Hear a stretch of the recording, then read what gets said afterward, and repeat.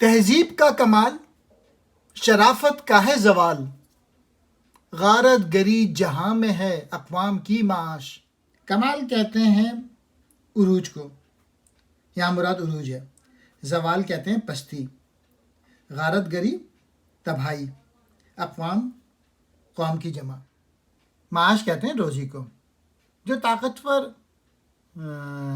ملک ہوتے ہیں ان کا صدیوں سے یہی طریقہ رہا ہے کہ وہ دوسرے کمزور ملکوں کو فتح کر کے وہاں کے لوگوں کو تباہی کے دانے پر پہنچا دیتے ہیں اور وہاں کے مالی اور مادی وسائل کو اپنے لیے استعمال کر کے اپنی قوم کی روزی کا ذریعہ بناتے ہیں۔ ظاہر میں تو یہ قومیں اپنی تہذیب عروج پر کہتے ہیں کہ موجود ہیں، اس لیے کہ ہم دوسرے ممالک کو فتح کر کے وہاں اپنی تہذیب لے جاتے ہیں تاکہ وہ لوگ بھی مہذب ہو جائیں، لیکن حقیقت ہے کہ اس پردے میں وہ کمزور قوموں کو لوٹتے ہیں، اس لیے ان کی تہذیب کو شرافت کا کمال نہیں زوال کہنا چاہیے۔ مسولینی نے حبشہ کو جس طرح تباہ کیا اس کی شرافت کسی سے پوشیدہ نہیں۔ علامہ ایک جگہ لکھتے ہیں مسولینی نے حبشہ کو محض جو الارض کی تسکین کے لیے پامال کیا۔ مسلمانوں نے اپنے عروج کے زمانے میں حبشہ کی آزادی کو محفوظ رکھا۔ فرق اس قدر ہے کہ پہلی صورت میں خود ہی کسی قانون کی پابند نہیں، دوسری صورت میں قانون الہی اور اخلاق کی پابند۔ سورہ مجادلہ کی آیت 19 ملاحظہ کریں۔ فرہاد کی خارہ شکنی زندہ ہے اب تک، باقی نہیں دنیا میں ملوکیت پرویز۔ فرہاد ایران کا ایک مشہور عاشق جو شیریں نامی حسینہ پر عاشق تھا۔ خارہ شکنی سخت پتھر توڑنا یا پہاڑ کاٹنا۔ ملوکیت پرویز ایران کے مشہور بادشاہ خسرو پرویز کی بادشاہی۔ یہ وہی پرویز ہے جس نے فرہاد سے شیریں کو چھین لیا تھا۔ علامہ نے شاہی کو ہمیشگی نصیب نہیں، البتہ کچھ کام کر کے دکھانے والوں کا نام ضرور ہمیشہ زندہ رہتا ہے۔ اس کا ثبوت میں انہوں نے فرہاد کی مزدوری اور پرویز کی شاہی کا ذکر کیا ہے۔ پرویز نے فرہاد سے کہا تھا اگر وہ فلاں پہاڑ سے نہر نکال دے تو شیریں اس کو مل سکتی ہے۔ وہ بیچارہ سخت پتھر یا پہاڑ کاٹتا ہوا ہی ختم ہو گیا، لیکن اس کا نام بطور محنت کش اور بطور انوکھے مزدور کے آج تک زندہ ہے، اور پرویز کی شاہی کو وہ زندگی دوام نصیب نہیں ہوئی۔ سورہ نساء میں ہے جو کوئی عمل برا کرے گا اس کی سزا پائے گا اور نہ پائے گا اللہ کے سوا کوئی حمایتی نہ مددگار۔ جمہوریت ایک طرز حکومت ہے کہ جس میں بندوں کو گنا کرتے ہیں تولا نہیں کرتے۔ جمہوریت ایسا نظام جس میں حکومت لوگوں کی رائے سے منتخب کی جاتی ہے۔ علامہ کہتے ہیں کہ جمہوریت ایک ایسے طرز حکومت کا نام ہے جس میں اگر 50% سے زائد رکن ایک طرف ہو جائیں تو وہ حکومت بنا لیتے ہیں، چاہے اوصاف کے لحاظ سے وہ شیطان فطرت ہی کیوں نہ ہو۔ اسی تناظر میں وہ کہتے ہیں کہ آج کل کا جو جمہوریت کا نظام ہے جس میں منتخب شدہ ارکان کو گنا جاتا ہے کہ کدھر زیادہ ہیں اور کدھر کم، ان کی اصل، ان کی سیرت، ان کے کردار اور ان کے نظریے کو نہیں دیکھا جاتا۔ جمہوریت کے دعوے دار لوگ حق کی پرواہ نہ کرتے ہوئے اپنی پارٹی کی تائید کرتے ہیں اور حزب اختلاف سے زیادہ ڈرتے ہیں، اللہ سے نہیں ڈرتے۔ ان کی مثال ان منافقوں جیسی ہے جن کا ذکر سورۃ الحشر میں آیا ہے۔ بے شک ان کے دلوں میں اللہ سے زیادہ تمہارا ڈر ہے، یہ اس لیے وہ ناسمجھ لوگ ہیں۔ پردہ تہذیب میں غارت گری، آدم کشی۔ کل روا رکھی تھی تم نے، میں روا رکھتا ہوں۔ یہ آخری شعر مسولینی سے لیا گیا ہے۔ تو مسولینی کہہ رہا ہے یہ بہانہ بنا کر ہم نے دوسرے ملکوں کو فتح کر کے وہاں کے لوگوں تک اپنی تہذیب لے جانا چاہتے ہیں اور انہیں مہذب بنانا چاہتے ہیں۔ تم نے مفتوح ممالک میں لوٹ مار بھی کی ہے اور وہاں کے لوگوں کو قتل بھی کیا ہے۔ اگر یہ بات تمہارے لیے جائز ہے اور تم 3-4 صدیوں سے اس لوٹ مار اور قتل و غارت میں لگے ہوئے ہو، تو آج میں نے اگر کسی ملک کو فتح کر لیا تو مجھے کیوں برا کہتے ہو؟ میں بھی تو تمہاری طرح مفتوح علاقے کے لوگوں کو مہذب بنانے کے لیے یہ کارروائی کر رہا ہوں۔ اور جس جان کی اللہ نے حرمت رکھی اسے ناحق نہ مارو، سورہ انعام میں ہے۔ یورپ کی غلامی پہ رضامند ہوا تو، مجھ کو تو گلہ تجھ سے ہے، یورپ سے نہیں ہے۔ گلہ کہتے ہیں شکایت کو، رضامند راضی۔ علامہ نے بر صغیر کے لوگوں کی غلامی کے سلسلے میں بات کہی ہے، اور وہ کہہ رہے ہیں کہ اگر تم غلامی پر راضی نہ ہوتے تو کوئی وجہ نہ تھی کہ اپنے آقاؤں کو اس ملک سے باہر نہ پھینک دیتے۔ اس لیے مجھے تو بر صغیر کے لوگوں، تو غلامی پہ راضی ہوا ہے، مجھے تو تجھ سے شکایت ہے۔ تم نے اپنے آقاؤں کے آگے ہتھیار ڈال دیے، مجھے غیروں سے کوئی شکایت نہیں، شکایت ہے تو تم سے کہ تم آزادی کے لیے جد و جہد کوشش نہیں۔ ہندوستان کے مسلمان کس طرح غلامی کی زندگی سے دوچار ہوئے اور کس قدر ذلیل کیے گئے، اس کی تاریخ ہمیشہ یادگار رہے گی۔ سورہ نساء میں ہے، اے ایمان والو، اطاعت کرو اللہ کی اور اطاعت کرو رسول کی اور جو تم میں سے حاکم ہوں، یعنی حاکم بھی تم میں سے ہوں اور وہ بھی اللہ کی اور رسول اللہ کی اطاعت کریں تو پھر تم ان کی بھی اطاعت کرو، ورنہ نہیں۔ حضرت امام حسین رضی اللہ تعالی عنہ کی شہادت کا یہی پیام ہے۔ تعلیم کے تیزاب میں ڈال اس کی خودی کو، ہو جائے ملائم تو جدھر چاہے اسے پھیر۔ ملائم کہتے ہیں نرم، پھیر یعنی موڑ۔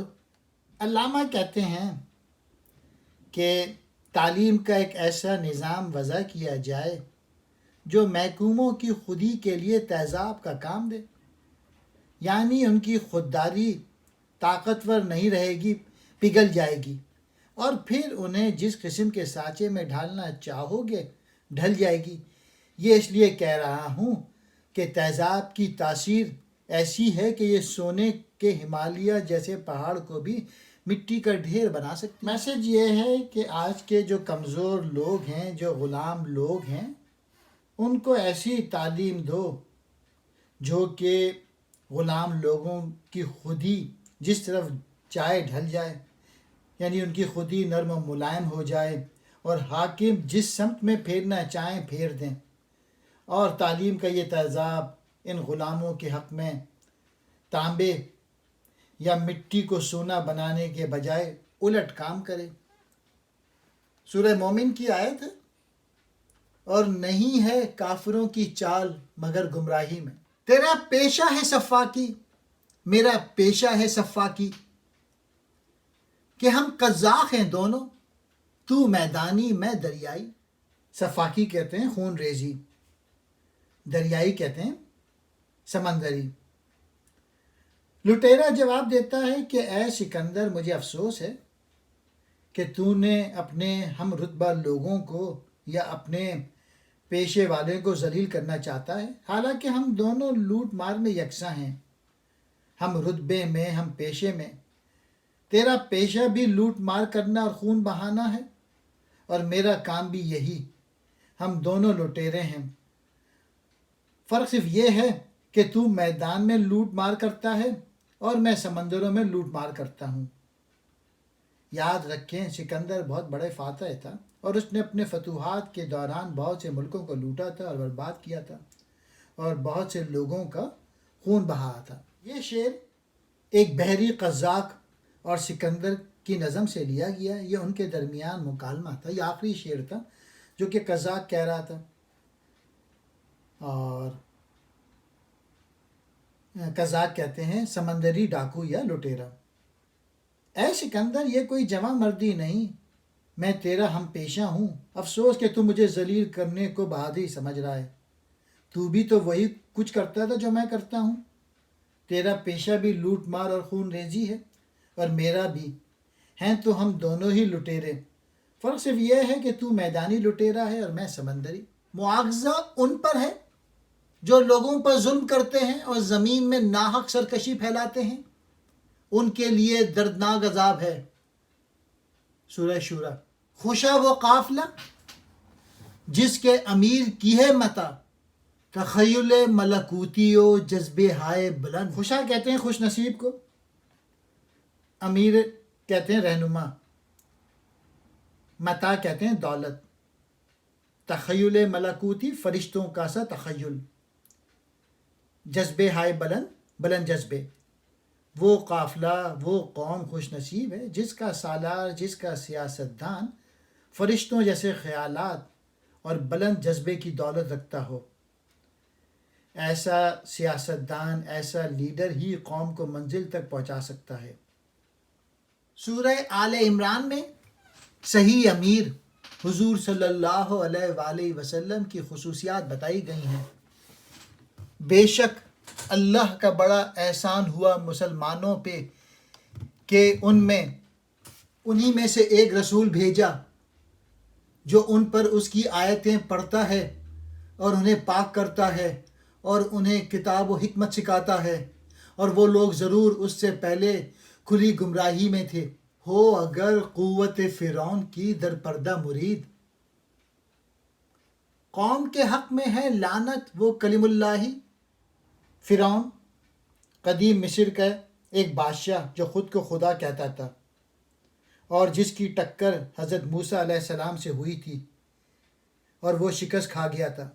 قوت کہتے ہیں طاقت کو، در پردہ پوشیدہ طور پہ، مرید کہتے ہیں مطیع کو.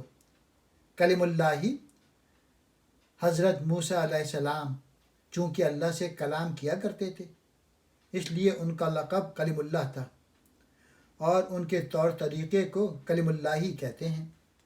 اگر کوئی موسیٰ صرف سردار، شیخ، وڈیرا یا پیر ظاہر میں فرعونی اور طاغوتی طاقت کے خلاف ہو لیکن پوشیدہ طور پہ اندر ہی اندر فرعون سے ملا ہوا ہو اور اپنے مفادات اور اغراض کی خاطر اس کا مطیع بن چکا ہو، تو ایسی قوت، ایسی سرداری، ایسی پیری چاہے وہ ظاہری میں کلیم اللہ کے طور طریقے کی مانند نظر کیوں نہ آتی ہو، قوم کے حق میں لعنت ہے. اور غلام قوموں کی بیماری میں سب سے بڑی بیماری یہ ہے کہ اس کے رہنما چاہے وہ کسی میدان میں کیوں نہ ہوں، پوشیدہ طور پہ غیر ملکی اور قوم کو غلام بنانے والے آقاؤں سے ملے ہوئے ہوتے ہیں، جس سے پوری قوم غلامی کے شکنجے میں ایسی جکڑی جاتی ہے کہ نکل نہیں سکتی. 90 سال 100 سال پہلے شعر کہا تھا اور لگتا یہ ہے کہ آج بھی پاکستان میں یہ ساری صورتحال موجود ہے. سورہ طارق کی آیتیں 15 اور 16. خدا نصیب کرے ہند کے اماموں کو وہ سجدہ جس میں ہے ملت کی زندگی کا پیام. ملت مسلمان قوم، پیام پیغام کو کہتے ہیں، امام نماز پڑھانے والا. علامہ کہتے ہیں کہ اللہ تعالیٰ سے میری دعا ہے کہ ہندوستان کے پیش اماموں کو نماز میں ایسا سجدہ کرنے کی توفیق ہو جس میں طوالت بے شک نہ ہو لیکن زندگی کا پیغام ضرور ہو، اور جب وہ سبحان ربی الاعلیٰ، سب سے اعلیٰ رب کی پاکی کی باتیں کریں تو قوم کو واقعی درج دیں کہ سب سے اعلیٰ اور عرفہ جس کی غلامی کا شرف حاصل کرنا چاہیے خدا کی ذات ہے، نہ کہ دنیا کے افراد اور اقوام، اور اسی طریقے سے غلامی سے نجات حاصل ہو. اسی شعر کو ایک اور جگہ اس طرح سے بھی کہا تھا، یہ ایک سجدہ جسے تو گراں سمجھتا ہے، ہزار سجدے سے دیتا ہے آدمی کو نجات. اللہ کے آگے جھکنے کے لائق وہی ہے جو پہلے غیر اللہ کی نفی کرے. کلمہ طیبہ ہمیں یہی تعلیم دیتا ہے. سورہ زمر میں ہے، وہ ہے اللہ تمہارا رب، اسی کی بادشاہی ہے، اس کے سوا کوئی اور خدا نہیں. یہ جذبہ پیدا ہو تو پھر بندے میں غیر معمولی قوت پیدا ہوتی ہے. سنا ہے میں نے غلامی سے امتوں کی نجات، خودی کی پرورش و لذت نمود میں ہے. نجات کہتے ہیں چھٹکارا، خودی کہتے ہیں خود شناسائی، خود آگہی. لذت نمود عمل میں لانے کی لذت۔ علامہ کہتے ہیں کہ میں نے تجربے کار اور بزرگ لوگوں سے یہ بات سن رکھی ہے کہ اگر کوئی غلام قوم غلامی سے چھٹکارا حاصل کرنا چاہتی ہے تو اسے پہلے اپنے اندر اپنی خودی کو پیدا کرنا چاہیے، اپنی خود آگہی حاصل کر کے اپنی قوتوں اور صلاحیت سے آشنا ہونا چاہیے، اور پھر ان کو عمل میں لا کے آقاؤں اور مالکوں کے خلاف اٹھ کھڑا ہونا چاہیے۔ اسی میں آزادی کا راز پوشیدہ ہے۔ شعر کا میسج یہی ہے، جو بھی کمزور لوگ ہیں، جو بھی غلام لوگ ہیں، کہ اگر غلامی سے نجات حاصل کرنا چاہتے ہیں تو انہیں اپنی خودی کی تربیت پہ زور دینا چاہیے، اور اسی خودی پر عمل پیرا ہو کے اس سے بھرپور انداز میں کام لیں، اپنی صلاحیتوں کو ڈیولپ کریں، کتابیں پڑھیں، قرآن کو سمجھیں، عمل کریں۔ انسان اسی وقت خلیفۃ اللہ ہو سکتا ہے جب وہ غیر اللہ کی نفی کرے اور اپنے اندر وہ جذبہ پیدا کرے جو غیر اللہ کی نفی سے تمام غیر اللہ پر غالب ہونے کے لیے ہو، کیونکہ غلبہ اور بادشاہی صرف اللہ کے لیے ہے۔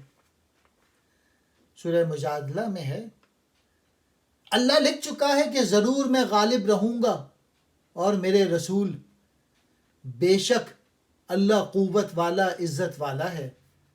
نہ مشرق اس سے بری ہے نہ مغرب اس سے بری ہے، جہاں میں عام ہے قلب و نظر کی رنجوری۔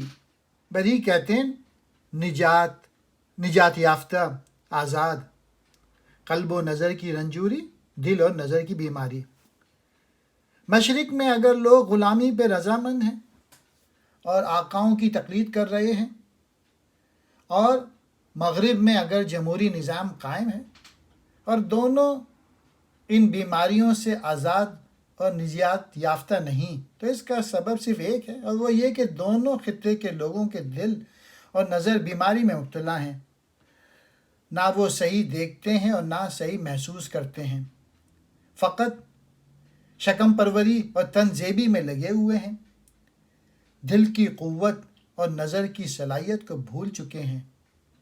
اگر ان کے دل و نظر بیدار ہو جائیں تو دونوں خطوں کی قوموں کی بیماریاں دور ہو جائیں۔ مشرق اور مغرب کے لوگوں کو قلب سلیم اور نظر بصیرت کی محرومی ہے۔ بھلا دیکھو تو وہ جس نے اپنی خواہش کو اپنا خدا ٹھہرا لیا اور اللہ نے اسے باوصف علم کے گمراہ کیا اور ان کے کان اور دل پر مہر لگا دی اور اس کی آنکھوں پر پردہ ڈالا، تو اللہ کے بعد اسے کون راہ دکھائے؟ تو کیا تم دھیان نہیں کرتے؟ سورہ جاسیہ میں ہے۔ رکھنے لگا مرجھائے ہوئے پھول قفس میں، گوارا ہو اسیری۔ قفس کہتے ہیں پنجرے کو، اسیر قیدی۔ ان مرجھائے ہوئے پھولوں کی کیا حیثیت ہے جو شکاری نے قفس میں سجا کے رکھ دیے ہیں کہ شاید قیدی پرندے قید میں پڑے رہنے پر راضی ہو جائیں۔ علامہ کہتے ہیں کہ شاید وہ باغ کی آزاد فضا ہی میں مرجھائے ہوئے پھول رکھ دیتا ہے۔ یہ ظاہر تو اس پرندے پر مہربانی نظر آتی ہے، لیکن حقیقت میں اس پہ ظلم ہوتا ہے، کیونکہ اس طرح وہ قید سے مزید مانوس ہو جاتا ہے اور اسے پسند کرنے لگتا ہے۔ شکاری پرندے کے ساتھ جو ہنٹر ہے وہ کیا کرتا ہے؟ وہ اصل میں غلامی پر رضامند کر دیتا ہے، اور یہ ان لوگوں پر مہربانی نہیں کرتا بلکہ ظلم کرتا ہے، کیونکہ اس سے غلام کی قید اور طویل ہو گئی۔ اور اگر غلام میں بصیرت ہو تو وہ ایسے حاکم کی عیاری کو سمجھ سکتا ہے۔ سورہ کہف میں ہے، اور اس کی اطاعت مت کرو جس کا دل ہم نے اپنی یاد سے غافل کر دیا، اور وہ اپنی خواہش کے پیچھے چلا اور اس کا کام حد سے گزر گیا۔